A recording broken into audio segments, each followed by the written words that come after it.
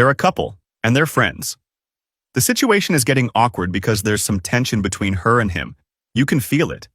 And 95% of people end up making these mistakes. Here's the first mistake. Daniel and Pedro are childhood friends. They meet at a wedding, and both have gorgeous girlfriends.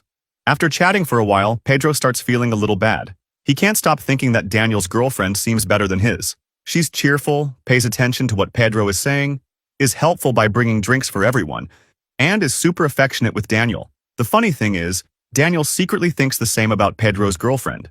Not exactly the same, but he does feel Pedro's girlfriend has amazing qualities his own girlfriend doesn't.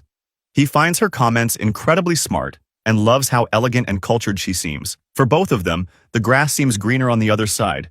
They focus on all the good things about their friend's girlfriend and ignore what they have. And you know what happens next? Pedro gets drunk. Wait, don't tell that part yet. You'll ruin the video. First, tell them the office gossip. You mean about the married guy? Yes, that one. All right, here it goes. But we'll get back to the wedding story later. Felipe has been married for 10 years.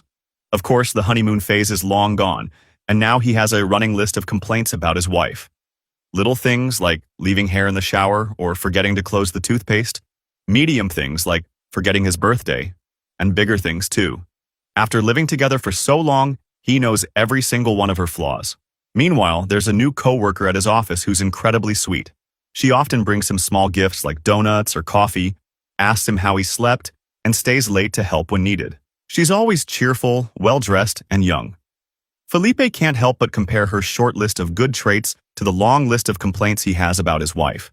It's hard not to think about it, especially when he comes home late and exhausted to a grumpy wife who's nagging him about fixing a light bulb that's been out for over a month. But you and I both know what's happening here. The grass always seems greener on the other side. If Felipe made the mistake of leaving his wife to start something with his coworker, you and I know how it would end. 9 out of 10 times, the same thing happens. Soon, he'd realize this perfect person has her own flaws, just as big or even bigger than his wife's. Then he'd regret leaving someone who was there for him through thick and thin for 10 years. This is how the mind works.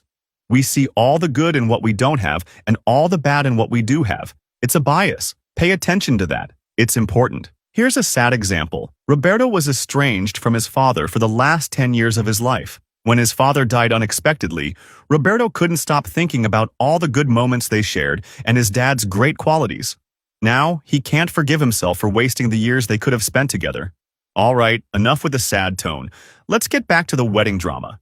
As the night goes on and the drinks keep flowing, Pedro tells Daniel, "Hey, I just wanted to say, your girlfriend is amazing. She's cheerful, attentive, and so pleasant to be around." Daniel replies, "Yeah, she's great for an hour at the table, but you should try spending the whole day with her." They laugh, and Daniel adds, "But your girlfriend is so smart, elegant, and cultured. She's such great company."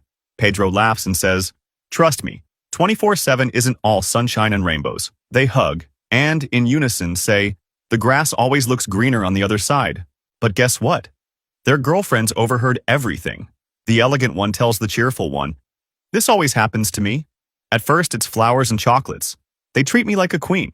But then they start taking me for granted and drooling over whoever comes along." The cheerful one responds, "Are you calling me whoever?" No.